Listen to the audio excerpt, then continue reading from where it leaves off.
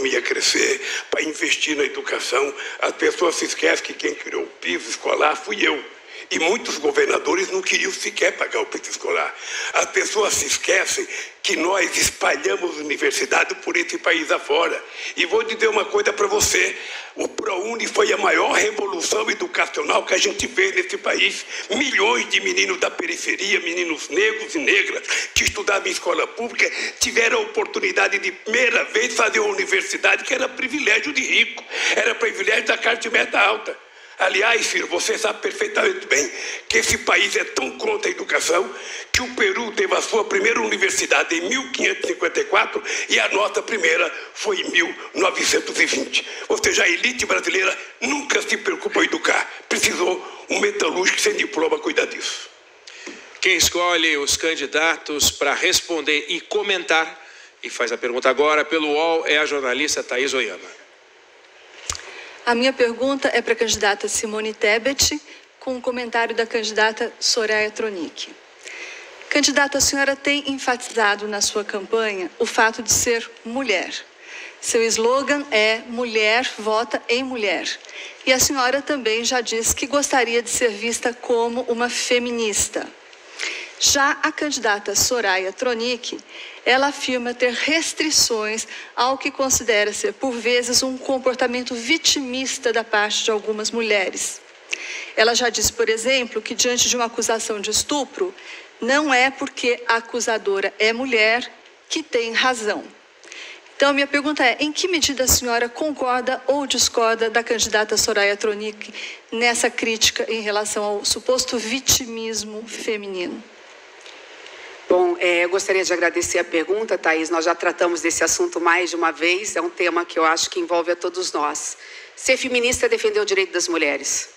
E não tem lado, não é a esquerda ou a direita que vai dizer e vai capitanear essa pauta. Ser feminista é defender o direito das mulheres. E eu quero fazer aqui um elogio, inclusive, à candidata Soraya, porque nesse sentido ela concorda comigo. Sabe o que é ser feminista no Brasil hoje? É olhar para essas mulheres que estão nas barracas de lona, em praças públicas, alimentando no seio uma criança, ela mesma com fome, porque eu teve que dar um pouco do resto de comida que tinha para o seu filho mais velho.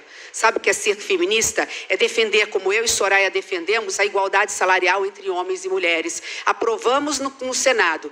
E se eu for eleita presidente da República, eu tiro da gaveta da Câmara dos Deputados porque está lá parado. Não é possível, num Brasil majoritariamente feminino, que somos maioria do colégio eleitoral, na mesma função, com a mesma atividade, com a mesma profissão, com a mesma competência, ganhamos até 20% menos.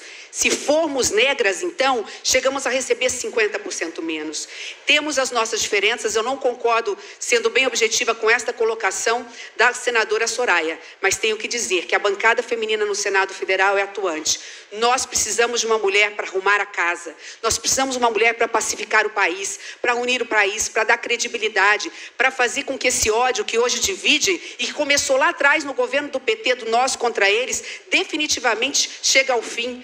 Porque hoje está dividindo as famílias. Ninguém fala de política na mesa do domingo porque não quer mais criar confusão, sendo que a política é a essência da vivência da democracia. Então, nesse sentido, eu quero ampliar esse debate. Ser feminista é respeitar as mulheres que pensam diferente. Soraya pensa diferente de mim em alguns pontos, mas defende os direitos das mulheres como eu. Candidata Soraya. Thaís, boa noite. Em primeiro lugar, eu gostaria que você até mesmo repetisse, porque eu estou surpresa. Eu acredito que eu não tenha entendido a afirmativa que colocaram na minha boca. Mas vamos lá, vamos ouvir novamente. A senhora disse em entrevista ao programa Pânico da Jovem Pan que não é porque a acusadora é mulher que tem razão. Evidentemente que a senhora estava generalizando, não é? Ah, tá, eu assustei porque você está falando que, para mim, que era um caso de estupro e que a mulher não tinha razão, pelo amor de Deus, jamais. Foi no caso do Neymar, senador. Obrigado. Ah, tá, porque eu gostaria que devolvessem o meu tempo porque eu quis entender que caso que é. Tá, aí sim, eu como advogada, eu entendo que a gente tem que analisar o fato por fato. E que sim, porque que uma mulher não pode mentir? Mas eu quero dizer para vocês o seguinte, eu sou pela paridade, Thaís, paridade. Tanto foi que eu escolhi para ser meu vice um homem. O que eu quero é nada mais, não quero mais do que nós mulheres merecemos, mas queremos o nosso lugar, no nosso espaço de poder, que nós merecemos e que nós temos a capacidade. E aí eu quero me solidarizar com a Vera. Eu acho que meu tempo vai acabar e eu gostaria... Candidata, o seu tempo foi paralisado no tempo em que a jornalista fez o comentário. Então a senhora tinha 1 minuto para o seu comentário. Já usou. Obrigado. Candidata Tebet. Eu fui a primeira mulher presidente da Comissão de Combate à Violência contra a Mulher no Senado. Ali eu vi coisas inimagináveis.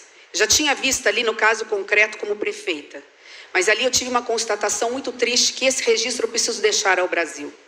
Para entender o que significa violência contra a mulher. 1 em cada 3 mulheres no Brasil sofre ou sofrerá algum tipo de violência dentro ou fora de casa. A maior parte acontece dentro de casas, por armas de fogo ou por um companheiro que jurou proteger.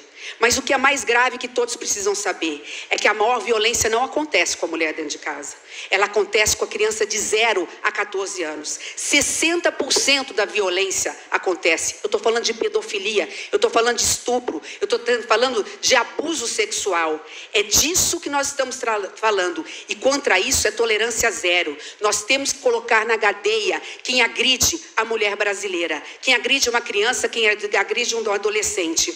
Nós temos que dar exemplo. Exemplo que, lamentavelmente, o presidente não dá quando desrespeita as mulheres, quando fala das jornalistas, quando agride, ataca e conta mentiras, como acabou de fazer. Eu quero dizer que eu não tenho medo. Eu quero dizer que fake news e robôs do seu governo não me amedrontam. Eu fiz aquele posicionamento que foi cortado, editado para virar fake news, porque estava justificando uma decisão do seu presidente do Congresso Nacional, Rodrigo Pacheco. Foi a decisão dele que impediu a investigação de governadores. Eu fui fazer uma justificativa da decisão dele. Então eu quero dizer para o presidente da República, nem é para o candidato, que fabrica fake news e que fala em verdades. Eu não tenho medo de você e nem dos seus ministros. Recebi violência política na CPI. Fui chamada descontrolada. Um outro de dedo me ameaçando porque queria me impedir de falar e de participar da CPI da vida. E pior que isso, um ministro seu tentou me intimidar entrando no Supremo Tribunal Federal porque eu denunciei o esquema de corrupção da vacina que Vossa Excelência não quis comprar. Obrigada. A próxima pergunta é da Folha de São Paulo, com a jornalista Mônica Bergamo. Boa noite. A minha pergunta vai para a senadora Soraya, com comentário de Luiz Felipe Dávila. Senadora, eu gostaria de fazer uma pergunta sobre religião. A separação entre igreja e Estado, ela foi consagrada no Brasil na Constituição de 1891, faz mais de um século. O Estado laico, que é o Estado que não tem religião, não tem uma única religião, ele garante a liberdade para todas as religiões. Só o Estado laico garante a liberdade para todas as religiões. Evangélicos brasileiros, ubandistas brasileiros, muçulmanos brasileiros, católicos, judeus, kardecistas e os ateus, todos têm direito à sua fé e à sua convicção. O Código Penal, ele diz que é crime, né, quando você escarnece de alguma religião, quando você escarnece de alguém por motivos religiosos, né, dizer que é coisa de demônio, etc. Eu queria saber como a senhora, se eleita presidente, vai lidar com essa questão, vai garantir esse preceito fundamental da nossa Constituição. Lógico, Mônica, lógico, é óbvio. Todos têm direito a adorar o Deus que bem entenderem. Eu sou cristã e vim aqui trabalhar para a paz. Estou trabalhando nessa campanha para disseminar a paz e a união entre as pessoas. Pedir para as pessoas acabarem com essa polarização e de disseminar o ódio entre os brasileiros. Um povo amável, um povo afável, que infelizmente estão nos separando. E mais, Mônica, eu quero aqui aproveitar, eu sou muito tranquila, vim na paz, bandeira branca, só que quando eu vejo o que aconteceu agora com a Vera, eu realmente fico extremamente chateada. Quando homens são tchutchuca como outros homens, mas vêm para cima da gente sendo tigrão, eu fico extremamente incomodada. Aí eu fico brava assim. E digo mais para você. Lá no meu estado, tem mulher que vira onça. E eu sou uma delas. Eu não aceito esse tipo de comportamento e de xingamento. E, acima de tudo, disseminar ódio entre os brasileiros e nos dividir. Nós dizíamos sempre, lá atrás, que o PT nos separava para conseguir manipular e manobrar todo mundo. Este governo está fazendo a mesma coisa. A mesma coisa, age da mesma forma. Se você é de direita ou de esquerda, de centro, não me importa. Eu tenho que te respeitar, acima de qualquer coisa. Então, liberdade religiosa para todos nós.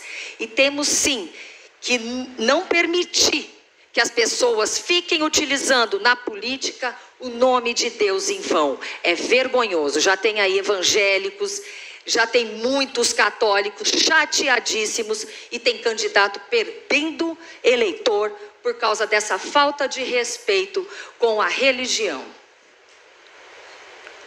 Bom, Mônica, a religião é algo de fórum íntimo que tem que ser respeitado. A crença é uma das liberdades individuais mais importantes.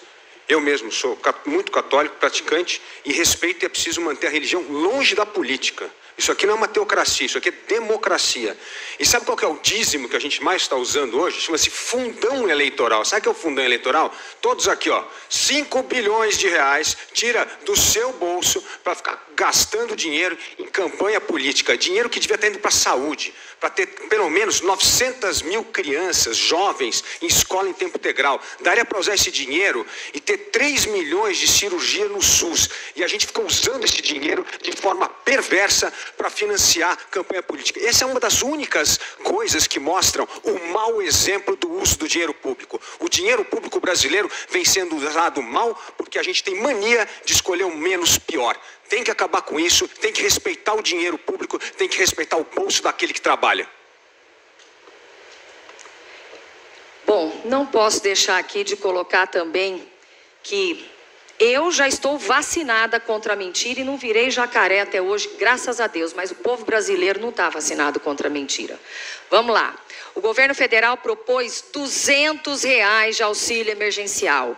Quem subiu para R$600 e quem está colocando R$600 no bolso dos brasileiros somos nós, senadores e deputados. Então não aguento mais mentira. Mentira em relação à corrupção. Aqui está difícil, entre presidentes, alguém ter a moral de olhar para a cara dos brasileiros e falar que não existe corrupção. Chega disso, chega de briga, chega de confusão, chega de usar o nome de Deus em vão e vamos mudar, vamos virar páginas desse país. Eu não tenho tempo para brigar, então não vou me misturar com briga e confusão. É lógico que eu fico brava porque eu sou gente como todo mundo que está me ouvindo. Não sou atriz e não estou aqui para disfarçar, mas vocês podem ter certeza que do jeito que está, eu vou começar a entregar e é muita coisa aqui. Reforcem a minha segurança, delegado. Obrigada. Só fazer um registro. Ao final da fala da candidata Simone Tebet, o candidato Jair Bolsonaro fez um pedido de direito de resposta. Está registrado aqui, então a comissão que avalia já está analisando o caso. Podemos seguir. Quem faz a pergunta agora pela Rádio Bandeirantes é a jornalista Thaís Freitas. Por favor, quem vai responder e comentar? Thaís. Boa noite a todos. A minha pergunta é para o candidato Luiz Felipe Dávila, comentário da candidata Simone Tebet. É um assunto, candidato, que sempre está presente na programação da Rádio Bandeirantes em todo o Brasil e diz respeito à infraestrutura do país, especialmente em relação ao agronegócio. Hoje o Brasil é o segundo maior exportador de grãos do mundo e existe um gargalo para fazer com que esses grãos cheguem aos portos. Havia um projeto, ele existe ainda, é o projeto da Ferrogrão, que foi suspenso por uma liminar do Supremo Tribunal Federal e isso ainda não saiu do papel. Ligaria o Mato Grosso ao Pará, fazendo com que o escoamento da safra fosse mais rápido e mais barato. pela magnitude da produção agrícola do Brasil, pelo tamanho da importância do país como produtor de grãos, eu pergunto ao senhor, caso o senhor seja eleito, qual é a sua proposta para fazer com que esse deslocamento de uma produção de milhões de toneladas pelo país seja feito de uma forma melhor, mais econômica, mais inteligente do que é feito hoje? É verdade, Thaís, e nós precisamos de investimento privado. Daí parcerias público-privado, concessão. Nós precisamos de dinheiro privado. E dinheiro privado só vem se a gente acreditar em contrato, ter segurança jurídica, honrar o que está no papel e não ficar encampando depois, como aconteceu com a linha amarela no Rio de Janeiro, uma vergonha total. Então nós precisamos dessa confiança. O Congresso aprovou um projeto importante, o novo PL das ferrovias. Isso vai permitir, sim, que haja mais investimento em ferrovia, que é algo fundamental para o Brasil. Mas tem outras áreas essenciais, saneamento básico. Eu não sei como as pessoas contra privatização. Veja só vocês, hoje o que acontece? Quem controla o saneamento básico? A maioria estatal, empresas ineficientes, 100 milhões de brasileiros não têm acesso a esgoto tratado. Finalmente agora se aprovou o marco do saneamento e fica de olho no Congresso, hein, que pode vir encrenca pela frente. Apesar de ter aprovado lá o marco do saneamento básico, já começa a maracutaia para ajudar a estatal. É assim, estatal agora não vai ter que participar de licitação, só iniciativa privada. Já está começando, é bom ficar de olho naquilo lá. Muito importante para que nós tenhamos recursos privados. E aí já tem meta para acabar com essa excrescência que é deixar 100 milhões de brasileiros sem saneamento básico em 2033 com investimento privado. Portanto, é o investimento privado, é o mercado que resolve. Daí a importância da privatização. A gente tem que privatizar tudo no Brasil. Privatização porque tem que acabar com esse cabide de emprego público, esse mau uso de dinheiro público, esses lugares onde é feito os maiores escândalos de corrupção do Brasil. Não é lá Mensalão, Petrolão. Chega disso. Nós precisamos escolher os melhores, aqueles que vão abrir a economia do Brasil, atrair investimento privado, investir em concessão e parceria público-privada para resolver a questão da infraestrutura brasileira, que hoje é um dos maiores gargalos do custo do Brasil. É o desperdício de alimento. Sabe por que tem gente passando fome? Hoje, 55 milhões de toneladas de alimento é desperdiçado quando o alimento que sai da fazenda e chega até o supermercado. Se nós economizássemos 5 milhões de toneladas, 10% desse valor, acabaria com o problema da fome no Brasil. Sem dúvida nenhuma, nós precisamos de investimento privado para o Brasil voltar a crescer, gerar emprego e renda. Eu nasci numa cidade rasgada por ferrovias, sou do centro-oeste, do celeiro do Brasil e conheço bem essa realidade.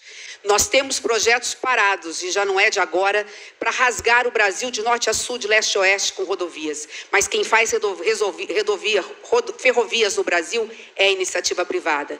Só dos projetos que estão lá, 20 deles têm a capacidade nos próximos anos de injetar 100 bilhões de reais na economia brasileira. Nós podemos estar falando de algo em torno de 2,5 milhões de empregos, diretos e indiretos no Brasil.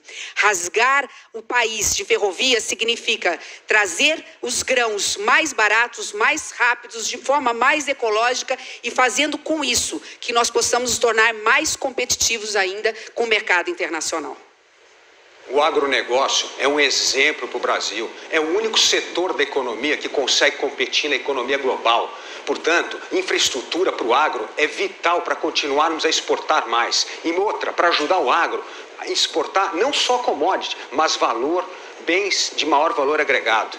E é um absurdo, viu, Lula, chamar o agro de fascista. Isso é um absurdo. Esse é o motor da economia brasileira. Nós temos de ter orgulho do agronegócio brasileiro. Esse agro sustentável, que hoje é o maior produtor, um dos maiores produtores de soja, algodão do mundo. O mundo hoje depende do Brasil para ser alimentado. Portanto, nós temos de honrar o que há de melhor.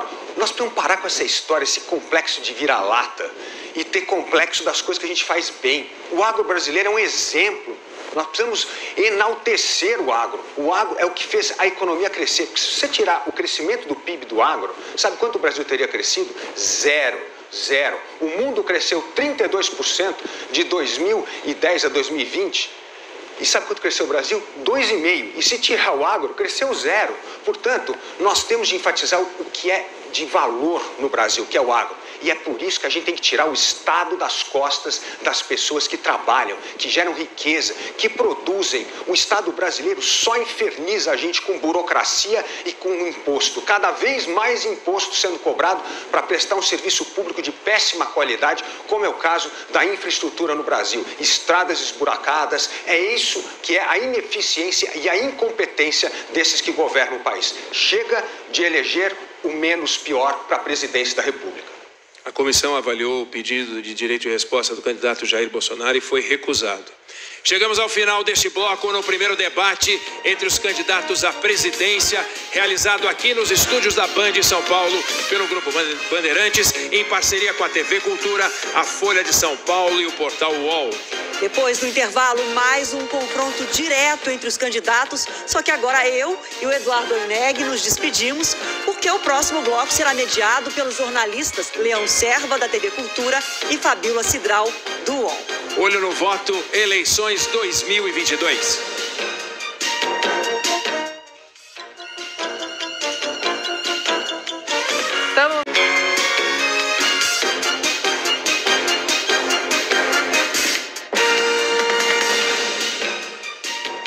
Boa noite.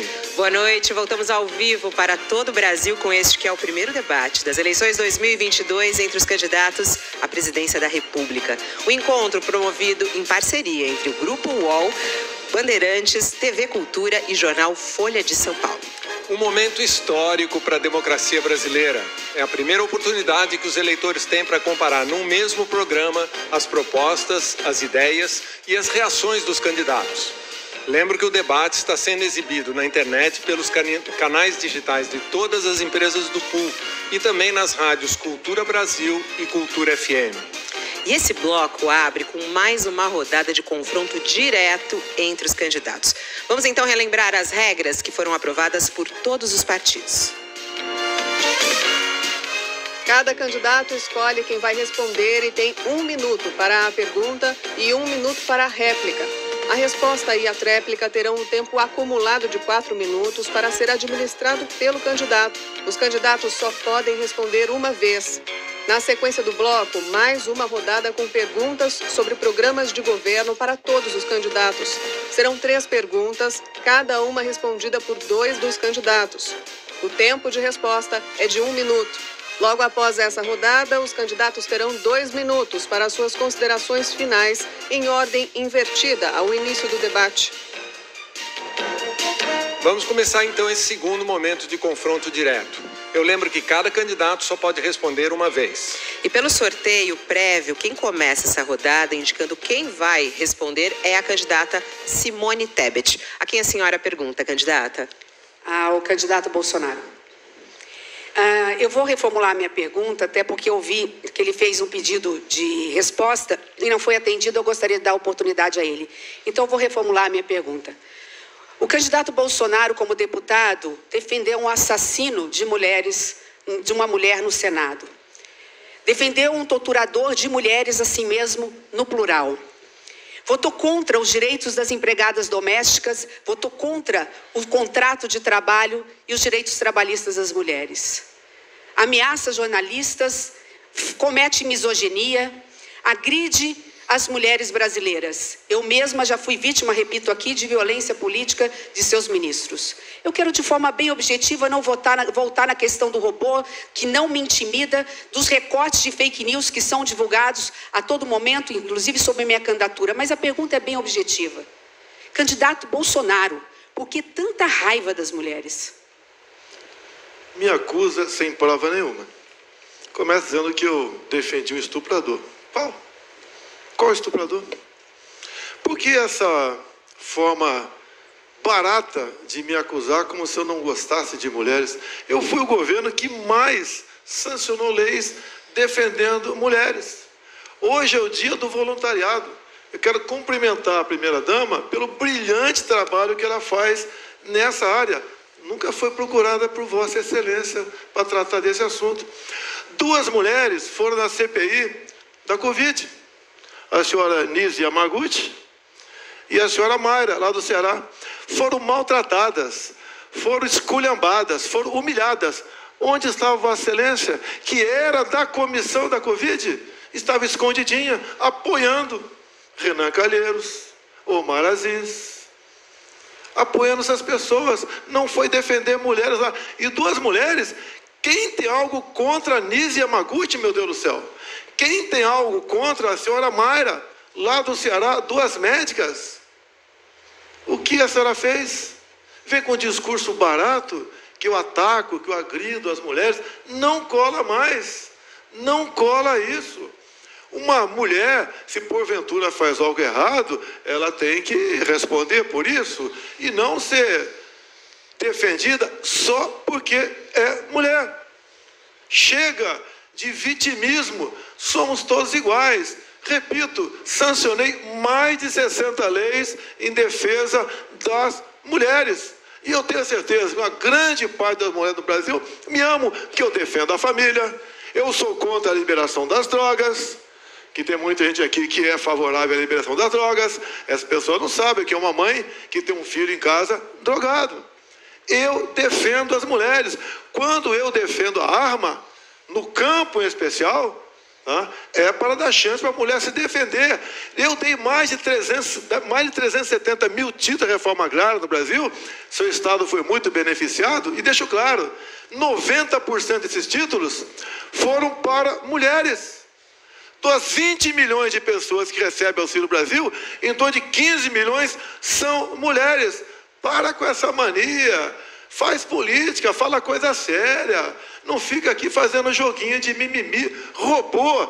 Olha, meu Deus do céu, qual é a tua posição sobre liberdade de imprensa? Não vi ninguém do teu lado falar, né, sobre essa agressão contra os empresários que tiveram uma busca e apreensão na tua casa porque estavam discutindo numa rede privada.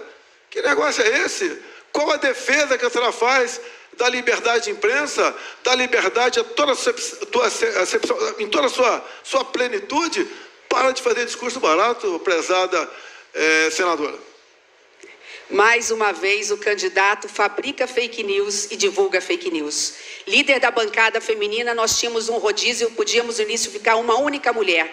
Assim que eu vi a doutora Nise sendo agredida, e ela foi vítima de violência política, sim, não concordo com as ideias dela, mas ela foi vítima de violência. Liguei para a senadora Leila, que era aquela que estava no rodízio, ela foi lá e, mesmo sendo da oposição do atual presidente, defendeu a doutora Nise, exigindo que ela fosse respeitada e pudesse ter voto. Mas é isso, vamos parar de briga. Lugar de presidência é lugar de exemplo, de coisa séria. Não podemos ter um presidente que mente, que cria fake news, que divide as famílias, que destila ódio, que agride da forma mesmo desrespeitosa qualquer pessoa que de alguma forma lhe aponte a verdade. Mas vamos fazer diferente. O nosso governo será um governo de amor, de cuidados verdadeiros, e só assim nós mudaremos o Brasil de verdade.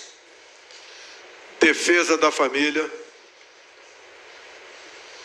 contra o aborto, nós somos favoráveis à vida dele, à sua concepção, contra a liberação das drogas.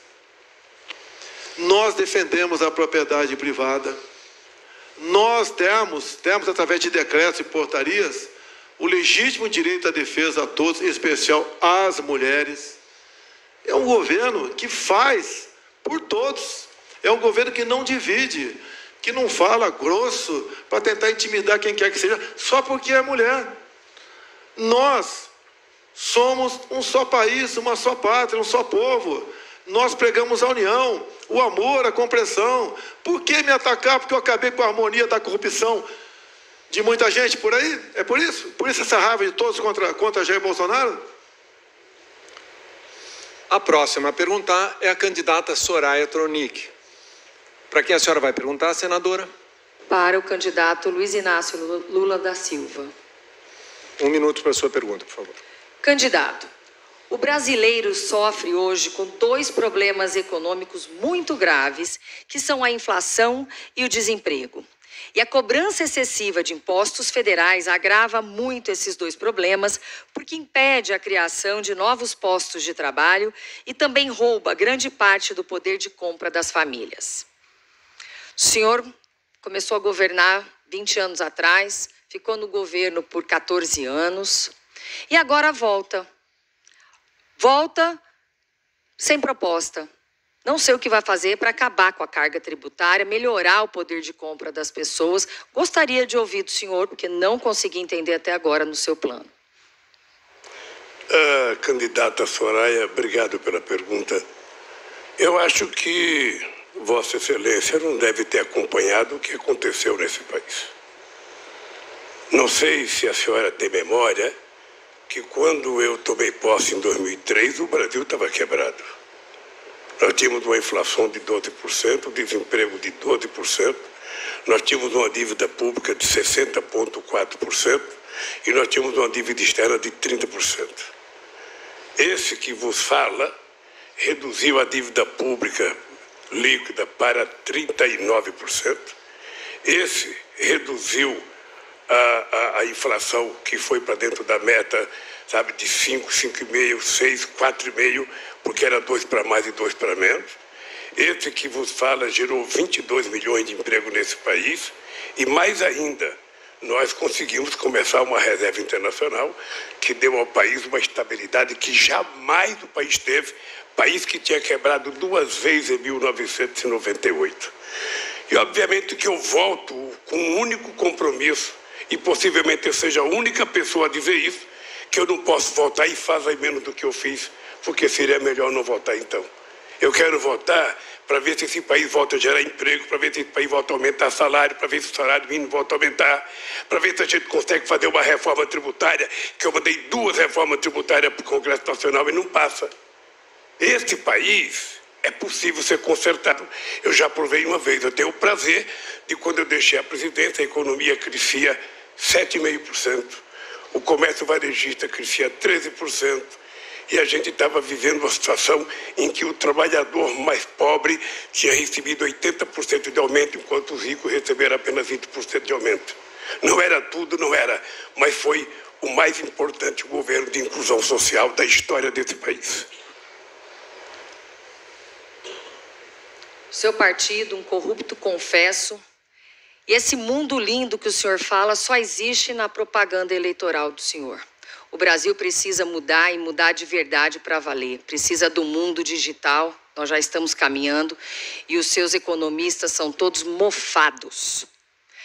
Nós temos uma solução para o Brasil, que é a solução do Imposto Único Federal. Nós vamos excluir, retirar 11 tributos federais e vamos trocar por um só, uma alíquota de 1,26%, que vai aumentar o poder de compra do brasileiro e diminuir a inflação. Além disso, isentar de imposto de renda e de INSS quem ganha até 5 salários mínimos. Tudo aquilo que é descontado do teu salário vai sobrar no seu bolso. Como nós vamos fazer isso? Não é milagre. Tem conta. São 30 anos de estudo do professor Marcos Sintra e eu desafio qualquer economista a discutir comigo Imposto Único Federal. A candidata Soraya, se ela tivesse acompanhado a política desse país, ela percebia que o seu vice já fez essa proposta há 30 anos atrás e não foi sequer levado em conta pelos eleitores desse país e desse Estado. A segunda coisa que eu queria dizer para a candidata Soraya é de que nesse país se consegue falar muita coisa e a senhora disse que não viu esse país que eu falei acontecer. O seu motorista viu. O seu jardineiro viu, a sua empregada doméstica viu. Você pode perguntar para a sua empregada doméstica que ela viu que esse país melhorou, ela viu que ela podia almoçar e jantar todo santo dia, que ela podia tomar café, ela viu que o filho dela poderia entrar numa universidade, o seu jardineiro viu. Era porque os pobres efetivamente cresceram nesse país e conquistaram cidadania. Talvez a senhora não tenha visto, eu não sei se a senhora votou favorável à legalização do emprego da empregada doméstica. Mas ela viu que melhorou a vida dela. Ela viu que ela foi respeitada. E é assim que vai voltar a ser. O pobre deste país vai voltar a ser respeitado. Ele não vai ter emprego verde e amarelo, ele vai ter emprego efetivamente, sabe, com descanso semanal remunerado, com direito a férias. Porque esse país acabou a escravidão em 1888. Não é possível que o trabalhador hoje estique trabalhando como se fosse um entregador de comida, sentindo o cheiro da comida, sem poder comprar o que comer. É preciso que a gente legalize a vida desse cidadão, transformá-lo num pequeno empreendedor, é dar cidadania para ele. É fazer com que ele tenha direito quando a sua moto quebra, quando o seu carro quebra, quando a sua bicicleta quebra. E é isso que nós vamos fazer, porque é isso que nós sabemos fazer, e é isso que nós fizemos a vida inteira. Nada de escravidão no século XXI. É preciso voltar ao tempo da liberdade que eu aprendi desde o movimento sindical. Candidato Ciro Gomes, o senhor é o próximo a perguntar. A quem o senhor pergunta? Ao professor Dávila. Meu caro professor, esse mundo mágico do PT, que o Lula corta a conclusão dele que deu no Jair Bolsonaro, terminou com a expansão do crédito de 15% para algo ao redor de 52% no período do Lula e do PT. Porém, na mesma data foram praticados os mais altos juros do planeta Terra, consistentemente, lá como hoje. E hoje o Brasil tem 66 milhões e 600 mil jardineiros, motoristas, empregados domésticos, 66 milhões e 600 mil pessoas